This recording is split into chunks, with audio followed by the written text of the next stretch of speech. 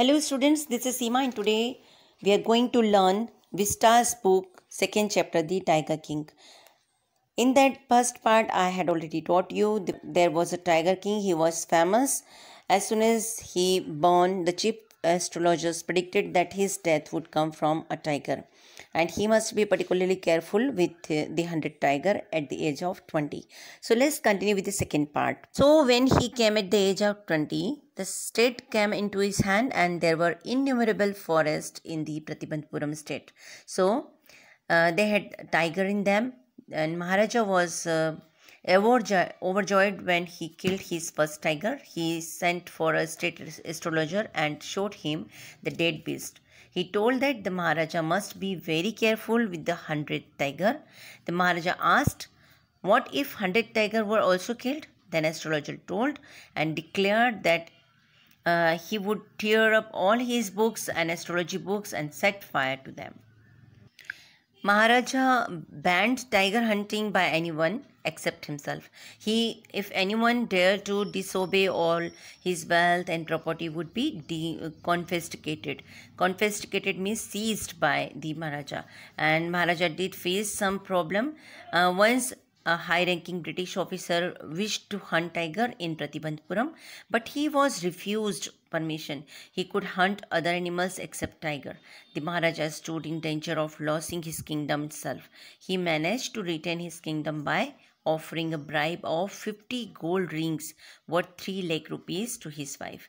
And Maharaja's tiger hunt continued to be highly successful. He was able to kill 70 tigers within 10 years.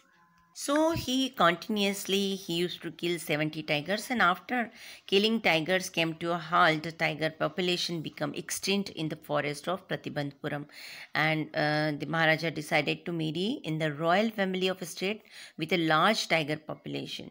The Diwan found out the right girl, and Maharaja Jung Bahadur killed 5 or 6 tigers each time he visited to his father-in-law. In this way, he was able to kill 99 tigers. Now, there remained just one tiger to reach his tally of 100. If he could kill just one more tiger, Maharaja would have no fear left. He could give up tiger hunting altogether. And astrologers warned him once again that he had to be very careful with this last tiger. But the 100th tiger was found nowhere. And the Prince Tiger King became very sad. And Diwan realized that if the Maharaja did not find the tiger soon, the result could be quite dangerous.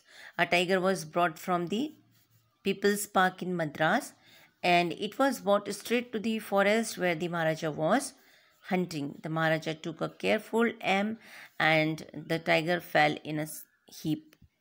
Now Maharaja became elated at killing the 100 tiger. After he left, the hunter had a closer look at the tiger was not dead. Maharaja had missed the aim. They decided that the Maharaja must not know that he had missed the tiger. So one of the hunters killed the tiger. A few days later, the Maharaja's son's 3rd birthday was celebrated. Until then, Maharaja had given his entire mind over the tiger hunting. He had no time to spare for Crown Prince.